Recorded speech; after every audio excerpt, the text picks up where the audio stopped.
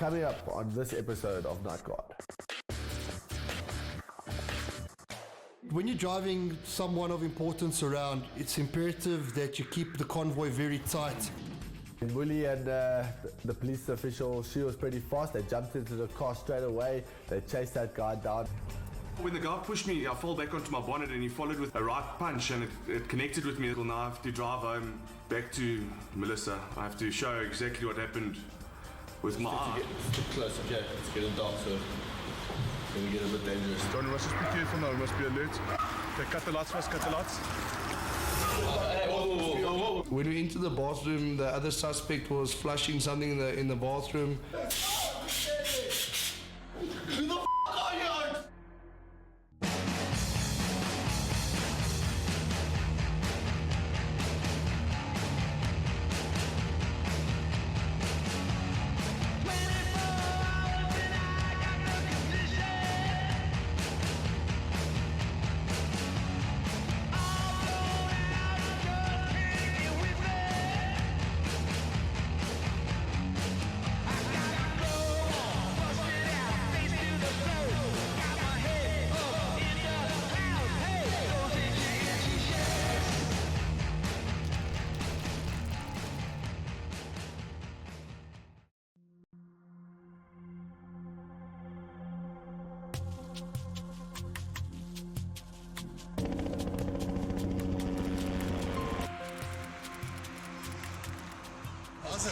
Number one, man.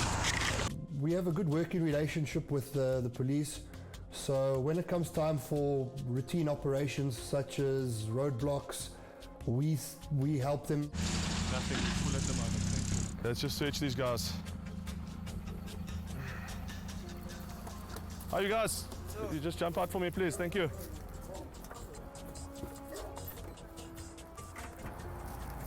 Where you guys headed to? Post office. We're helping the police today with a roadblock. We're just checking for anybody breaking the law in any kind of way. Small stuff as well as big stuff. They've got the booking forms for seat belts, no seat belts, cell phones and all those kind of things. But I'm not really interested in that. I'm more interested in guns and drugs and stolen property. So we'll see what we come up with today. Okay, can I just search the car here? Can you watch me, please? I just want to have a look here. You pull the seat for me. Thanks, buddy. It's just... Okay, it's just playing this. What you guys doing? Garden service? Yes, daddy. On the post office. We got a good relationship with the police. We know we can give them a call, they can give us a call. We're always here to help each other. Because at the end of the day, that's what we're all here for, is to help each other make South Africa a crime-free area. Een big mail taxi denk. License disc. This guy doesn't have his license disc displayed. It's in his Go cubby. get a new one, buddy. I don't need to come through, it's fine. Thank you. Right, It's a lot better for there to be a lot more manpower and a lot more force at a roadblock than less.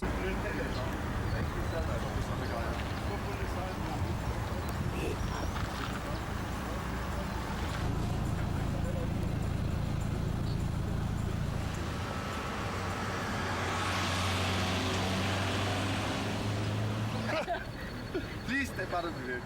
A police official pulled over the one car, and then I went up to him and I was just like, okay, how's it, sir? Can I please see your license, just to like try to speed up the thing? So this guy actually tuned me and he told me, what? You can't see my license. So I was like, why? And he's like, you're not a police official. So I was like, oh, okay, cool. So I was like, this guy's being a bit arrogant, he's hiding something. So I just called over the police official. I was like, I felt pretty useless. So I just basically stood there and watched. I got a little bit angry inside. I was like, that shit, bro. The cops weren't here. Like I would have been out on the floor. It was a bit boring until the one guy driving an Amarok, the police slowed him down. They waved him down to stop. He just sped up. Willie and the police official, she was pretty fast. They jumped into the car straight away. They chased that guy down. Oh, he's there.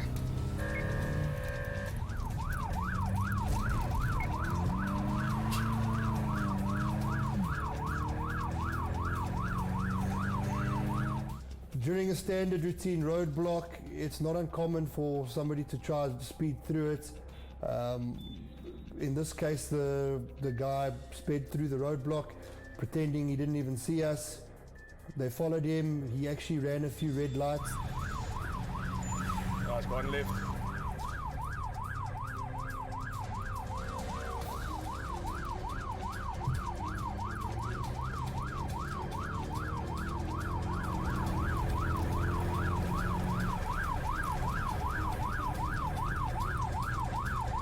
He's gonna wait for us to jump out.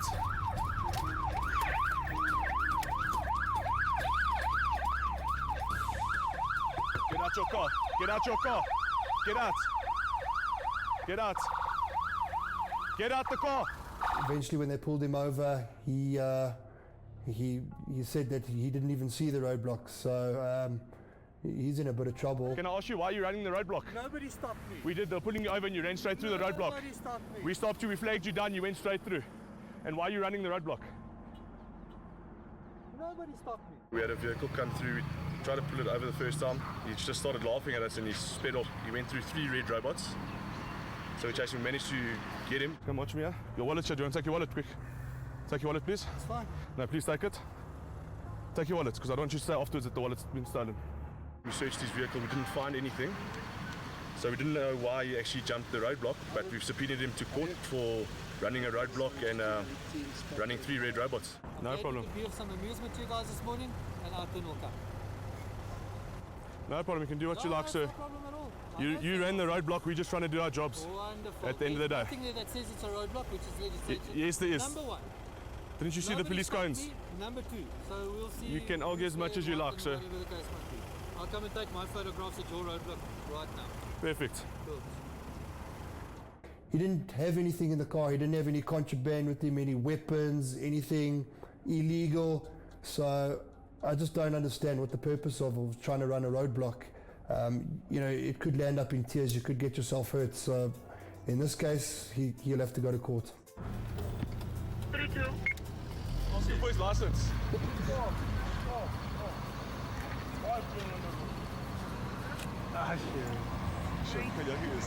Everyone hates a roadblock. You know, it's one of those pains in that no one needs. No one needs to be stopped in the middle of the day while you're rushing off to work. But don't be an a-hole. Don't try to ride away from a roadblock. You're going to kill somebody or you're going to get yourself killed. Get a helmet, kid. Okay, behave. Off you go.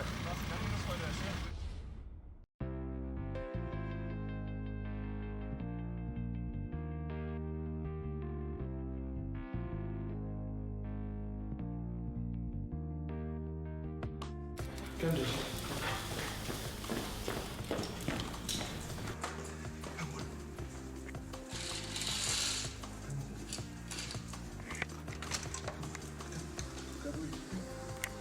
2 years ago, I moved into our new house with my beautiful fiancée, Melissa. It's actually been awesome living with her. She does a hell of a lot around the house. She looks after me, she pampers me. I mean, it's awesome. It's just plain old great. Melissa, you want brekkie? Oh, let's do wheat picks, huh? Okay, cool. I'm actually so sick of bloody wheat picks. When are you gonna wake up and make me bacon and eggs, huh? I'm an early bird. I wake up, my time clicks 4:30 every morning. I'm up bright and early. And it's mine and her time in the morning. We sit down and about half an hour, we have a half an hour catch up in the morning, because at night, you don't usually get it because I've got meetings, she's got meetings. So babe, I went to fetch the invites. Yeah? What is They're that? on the table. Have a look and let me know what you think. Every second of the day that Melissa gets with me, she likes to bring up the wedding. She's got so much wedding stuff. It looks like there's 10 weddings happening. And you get married once. I've given her full reins to do what she wants with the wedding, because I just don't have time. I mean, it's not nice. I just don't have time to go look at different color flowers. It's so difficult to keep with clients, doing your raids, doing everything. Then you got to go see wedding stuff. It's very tough. Nice. Not bad. Happy. Different. Very lekker. At the end of the day, guys don't really give a about the color of the flowers, the color of the tables. They're just there to rock up and give their wife a beautiful life. Have you guys decided about the bachelor's party yet? No, it's a big secret, babes. No, I won't actually know much about it, but you know what's going to happen there. I know my brothers are. Knowing your brothers. And the last one in the family getting married, so you know it's going to be a big one. Last bachelors. In our family, bachelor parties are huge parties for us. My dad had a huge bachelor's. My brothers have had crazy bachelor parties. Now I'm the last one in our family to get married, so you can believe it's going to actually be off the hook. So Melissa tries to challenge me every day to see if I know exactly what's going on with the bachelor party. But I don't know. What you up to today? Nou, Zane's told us that we're escorting a client at Anzac Where are you escorting them to? to the airport. So, you know of the airport robberies? The guys are actually getting hit for the come back and hit them for dollars It's all before the they same get to the circle. airport. Airport, casino, it's all the same circle. It's a Rolex gang. I mean, it's quite risky, but what's nice is we'll be riding in 3 different cars and they won't know where the people are. Okay. So I know which car to target. Okay, well that's good. No, it's bloody risky. I'm gonna have to put my suit on.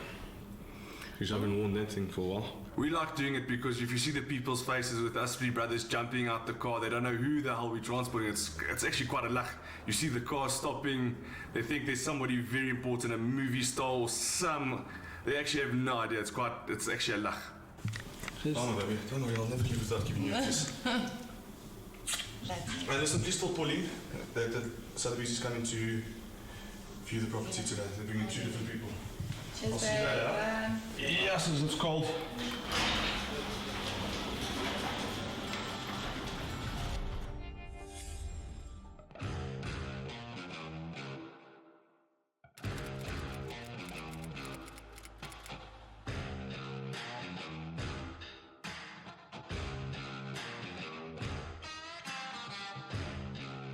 One of the other specialized services we offer is bodyguarding.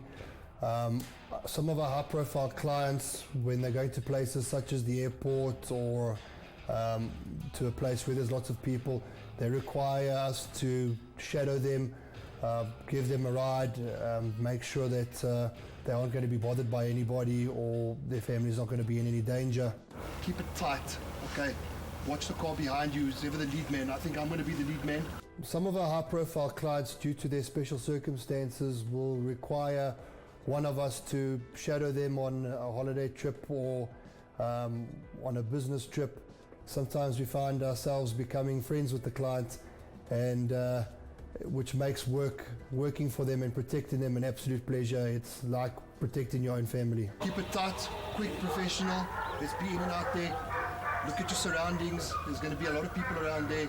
We don't know who they are. Everyone's a potential threat. We weren't really expecting any trouble, but you have to act professional and be ready for it at all times. Be everywhere,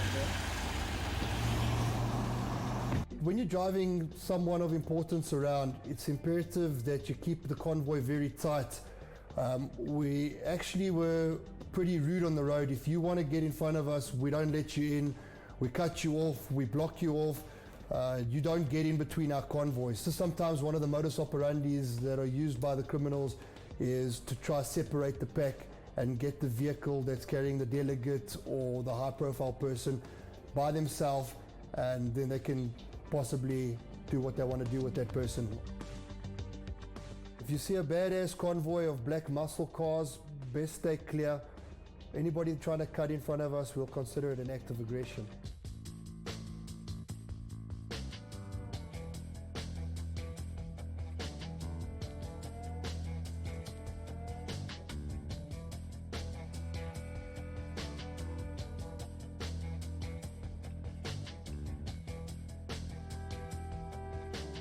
When we arrived at the airport, we checked the surroundings. Our team moved through the airport. We made sure it was clear.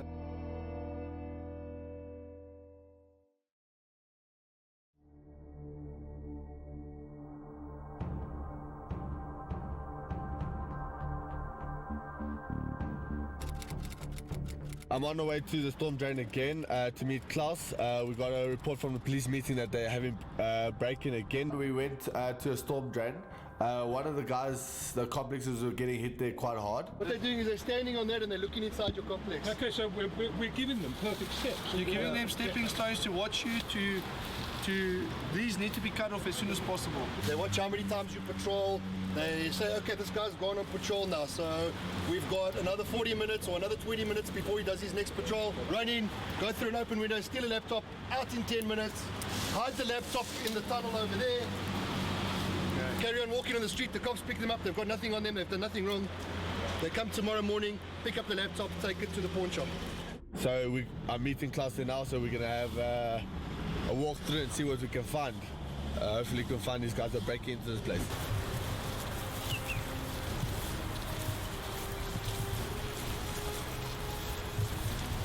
So we went, Klaus and myself, we went on site and we had a quick look at the complex, seeing where they're breaking in and stuff like that, seeing the fastest route. So we basically acted as a criminal, or put ourselves in a criminal's shoes, and then basically saw where they would run, what they would do and stuff. And we came up with quite a good getaway route, if you could say that. Open, guys, eyes open.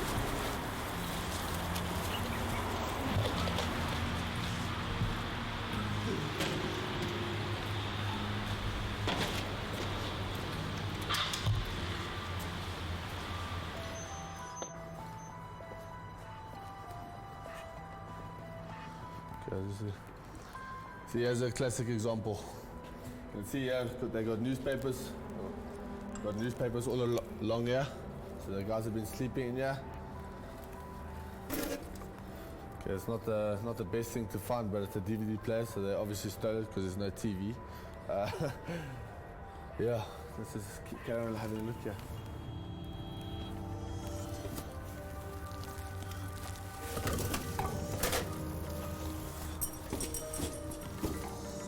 Probably what they used to break the windows and all that. Oh yeah, we found something. I don't think I'm Sherlock Holmes, but it's good to find something, because you don't always find something. So when you do, you actually feel proud of yourself. I was actually smiling for quite a bit. I was like, oh shit, I found that. There we go. That's the money. $100.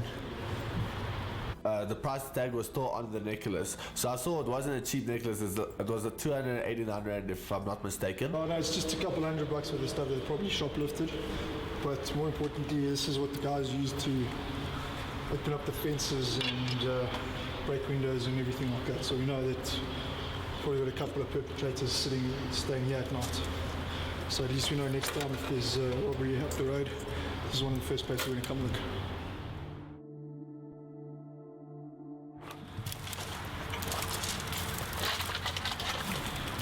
We're gonna go across there again. Yeah. Klaus, can we go up there? Have a look there.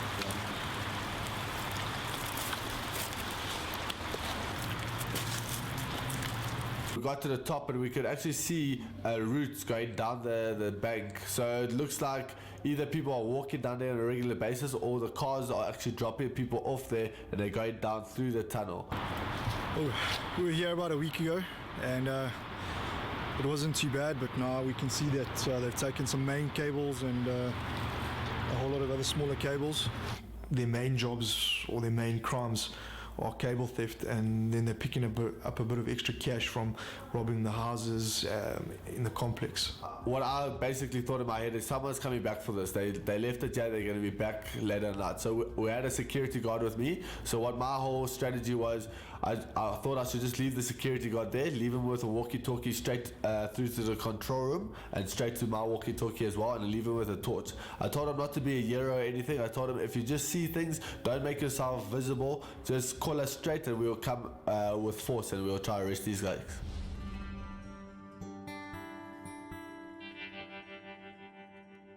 Okay, I've just received a call from Trevor, the storm drains that we raided a while ago.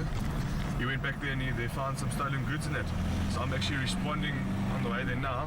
I've got a bit of backup with me. Let's see if hopefully we can catch a suspect. The reason why they normally leave the stuff is as a quick getaway route. So they steal from the complex or they steal from the shop, they go hide it somewhere, and then they walk off and they come back, fetch it later. The reason for this being is so they don't get caught with anything on them. So the police have nothing to arrest them for. This individual does not know that we've got the items. So our idea is to trap him inside the tunnel. So Team A will come from the right-hand side, and Team B and Team C will move together through the bush this way, just in case he tries to run towards us. Johnny, let's just speak to careful now, we must be alert, because if we've got him trapped, we don't know what weapons he's carrying with him, okay? He can be carrying a knife or a gun. So we must just be careful, we must just watch out, keep our eyes open and alert, okay? Alright. Let's watch it, John, just listen for movement also, eh? If we hear any bushes breaking in there, okay? Zulu, coming for Madmore.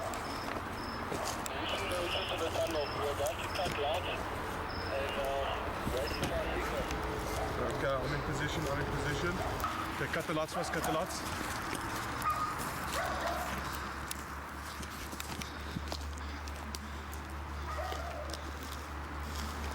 Hit the lights.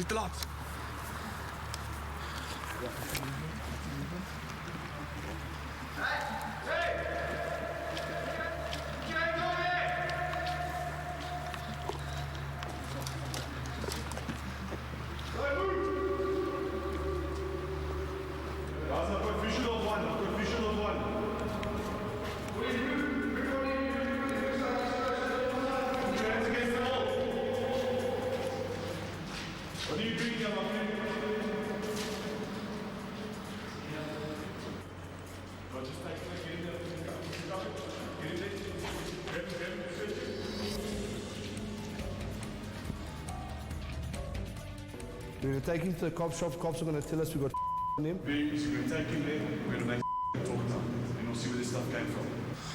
Okay, John, just stay behind him. Because you've got the camera there. Now, you don't even come back. You understand me? Yes, sir. You understand me? Yes, sir. We caught the suspect tonight. He's not leaving in cuffs, and we didn't book anyone. But it's a step in the right direction. I can guarantee you that he's told every other person he's ever operated with not to come here and with us.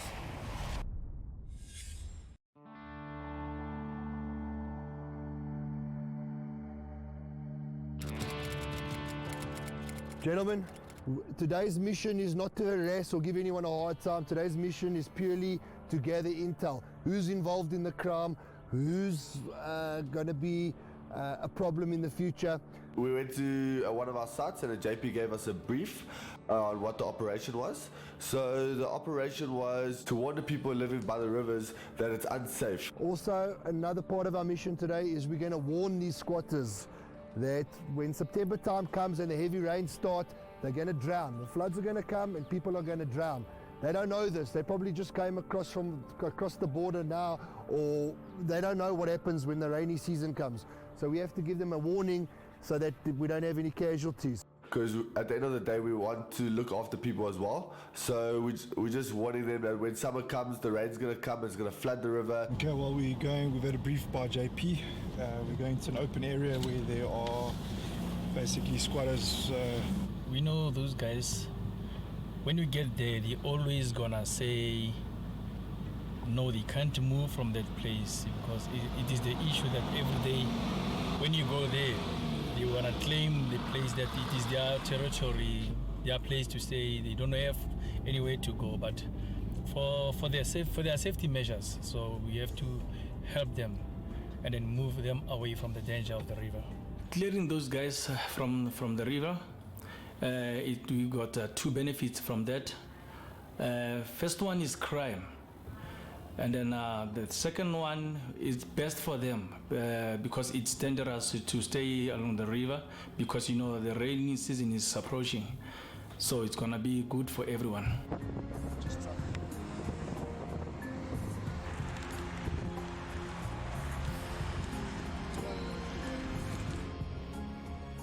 As we crossed the river, and then we saw a lot of rubbish in the river, and then it was piling up. So we had a sense that these guys, there are some people staying up along the river. So that's where we went there and then to check what's happening there. So if you guys want to check this out, I'll come through here. I don't think they'll be in here. I want to check this out, so cross over. Okay. You guys want to go that way? It's fine. You're taking three guys with you.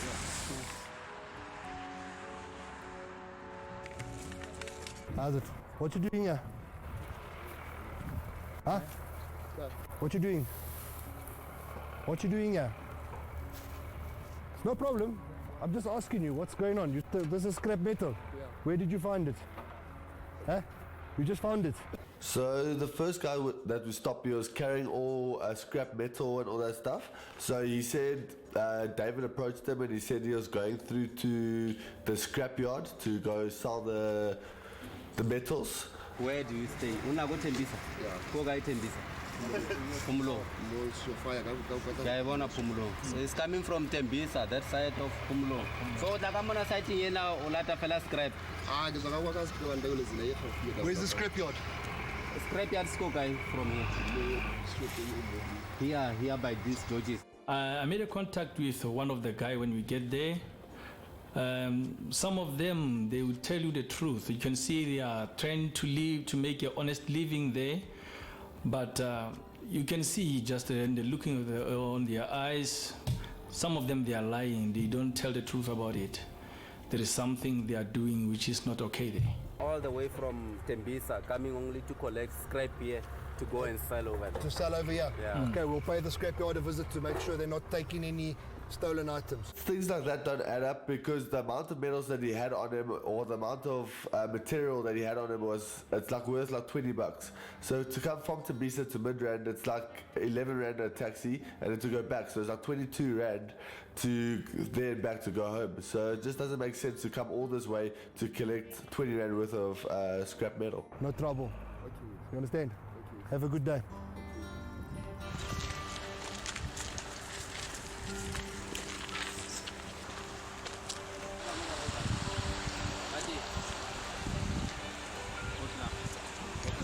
Rainy season is approaching, and then so like living along the river, next to the river like this is very, very dangerous. Yeah, so if it start to rain, then the river will be filled, and so you might drown or be flushed away, you see. During the operation, we went, the first part of the operation, we saw about 15 shacks, and it's just not, it's not good to see that. It's like, it's very sad to know that people live in those circumstances. I had a chat with that guy, and then he was explaining to me that he lost his job 2 weeks ago, and so he's making his living here. So about his safety as well, he's concerned about the safety of this place. But I've warned him that he must not be involved in any crimes, because people are making break-ins here, and then other people are getting killed in these bushes. And so I told him he must be careful, never ever to be involved in any kind of this kind of crimes. By us going out there today, not only did we do some intel to see if the guys are robbing stuff, we also did a little bit of a good deed and telling them that they have to move their shacks, because we don't want to, at the end of the day, we don't want to go down there and see dead people because of the flooding. We don't want to see someone get hurt and families get destroyed because they built their shacks too far down on the riverbank.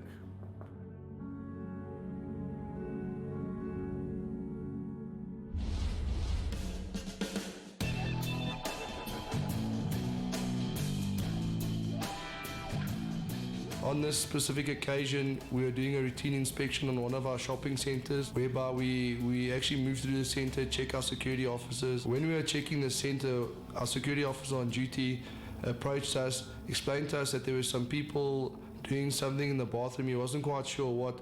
When he went there, they chased him away. That's when he pushed his panic button. But lucky for us, we are already on site. For people that want to come here and drink too much, we stick to our rules. We close the gates. Yeah. Okay. One of our security officers on site has notified the control room that there's two gentlemen in one of the bathrooms in one of our shopping centers, and what these guys are, they seem to have blocked the door off and they're not letting anyone use the toilet, so we're actually on our way there to go check what's going on. It's Puzza Thursday, so these guys are probably jawling. It's like, what are we, middle of the month, so they still got money, so people behave real bad on a Thursday night.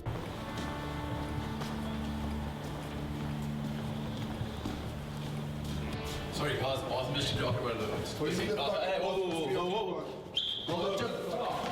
Come with me. As soon as we approached the bathroom, this guy tried to tell us that the bathrooms are out of order, and when he saw we weren't buying into it, he quickly tried to warn his buddy inside there. Camera off me. When we entered the bathroom, the other suspect was flushing something in the bathroom. He's trying to clean it. You guys come here, stand up. He's going on here. Stand against the wall. Camera out here. Yo, blasting in my center. So do you think this is? Sorry, sir. This kid was in so much shock when he saw us. I don't think he planned the evening going like this. There was a little bit of powder on the counter, and the guys were, they were acting all strange and they were panicking. These cameras coming us in the first place. Go inside then. Go inside. Go inside then. The suspect that flushed the substance down the toilet, his pupils were dilated, and his behavior was quite erratic. He was all over the show. One minute he was apologetic, the next minute he was trying to get aggressive. You're not even cops, you guys are security. This is a telltale sign of people that are on some sort of substance. We've already flushed down the toilet. Guys, get clever now. I'm gonna give you fun. The one guy was getting a little bit aggressive. Can't we just leave? Can't we just get out of here? The other guy got a bit of attitude, so we had to get a little bit creative. Just hold. No, sir, no. Can we just Can't just We've go. already got rid of our Okay. It's been flushed. When these youngsters started getting aggressive and they weren't listening, I went outside, I got a fire hydrant, I came into the bathroom. Obviously there was no more drugs left on them, just the residue on the counter, so we really had nothing to take them in on. That's when Zane got creative. I decided to, the guy was getting a bit clever, so I decided to give him some powder of his own. There's some powder for you. I think going through to the station and getting wrapped over the knuckles would not have been a big enough lesson for them. So I think a few kilos of fire extinguisher powder up the nostrils was a much better plan for these two guys. Jesus, what the Who the are you? Fucking security. What the So by using the fire hydrant, I kind of put a stop to what aggression those youngsters had, and it also taught them a lesson. Don't ever come back to our shopping ever. You out of here.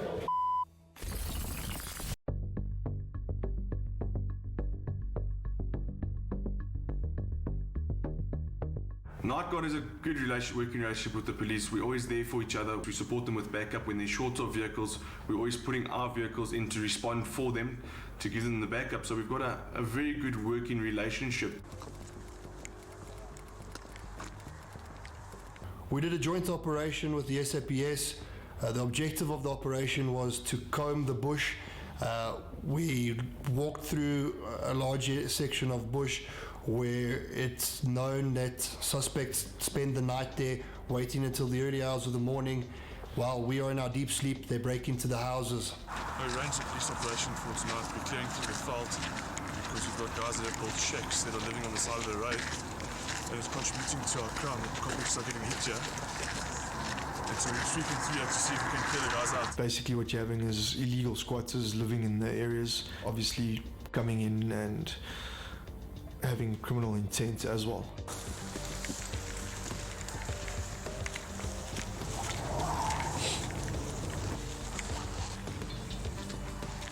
There's boundaries of complexes, the fences are exposed. So when we walk through, we try to find that if the guys have already tampered with the fence, because they like to usually tamper a few hours before, then they hit the complex. Guys think this bob wire is going to help them. What the bob wire is going to do, you put a blanket over the bob wire and you step on the bob wire, so it makes a step on the wall. There's no substitute for a high, smooth wall. So we're walking through, checking the complex's boundary walls. We're checking which vagrants. We found a few vagrants in the area. Making a fire, acting like they're sleeping, that they're homeless.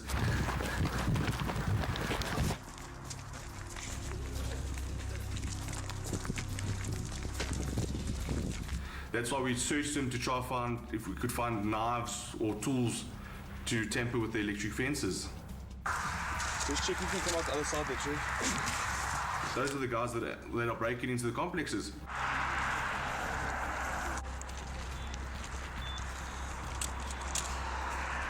So even though it was cold and I really didn't feel like being there, I still take my job seriously, and we still went there. We looked in every little drain there was, every little hiding spot, just to see if we could catch someone. Because at the end of the day, you want to catch, take a robber, take a criminal off the street. -2 degrees, and it's pretty freezing out here at the moment. I think it was a little bit cold for the criminals to be out. I think they were all hibernating. It's cold, bro. Suspects work exactly like us. When it's cold, we like to stay home. When it's hot, we're out and about.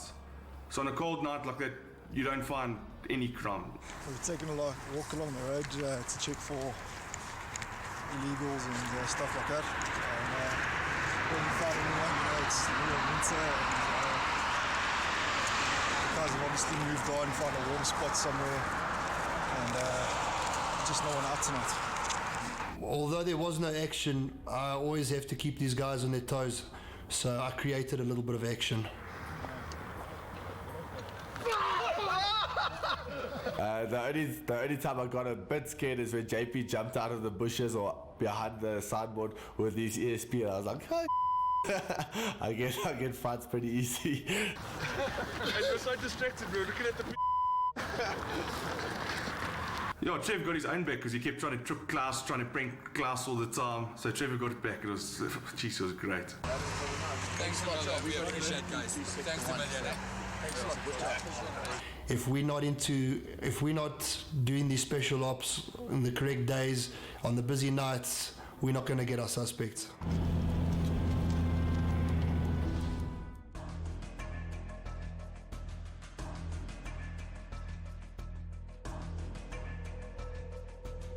Zane runs the shopping centre, so while he was away, I was running the shopping centre for him, and I got a call from one of his clients, the restaurant owner.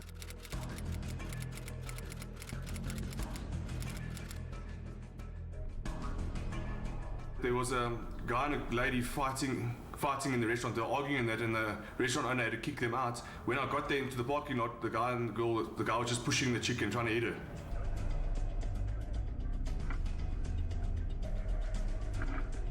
When I arrived on site, I saw the guy push the chick, so I pulled up onto them. I jumped out of the vehicle and I tried to defuse the situation because I didn't want, it to get more violent.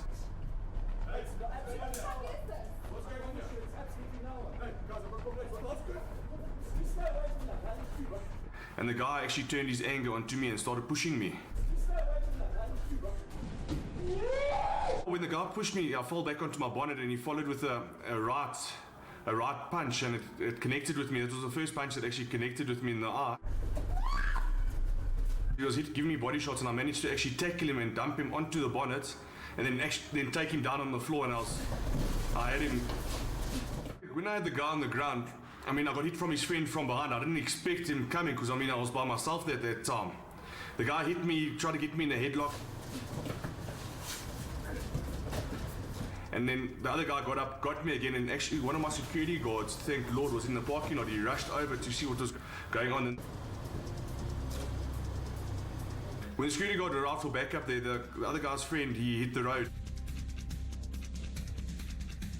Yeah, the guard didn't manage to catch the guy. The guy ran through, he jumped over the gates, he jumped over the fence, ran around the back, and he jumped into his car. The guy thought he had backup with his mate coming there, but when he saw a guard coming up for backup for me, he hit the road. What type of mate is that? It really pissed me off. I responded there to help this lady, and while the fight was going on, she actually came back into the picture and started swearing at me and wanting to actually attack me.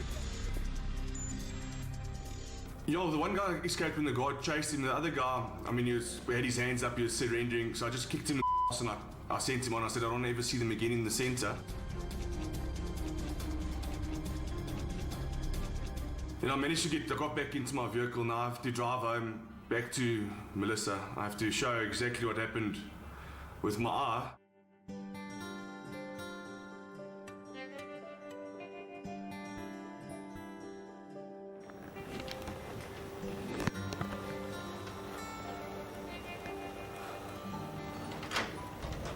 Hey, babes.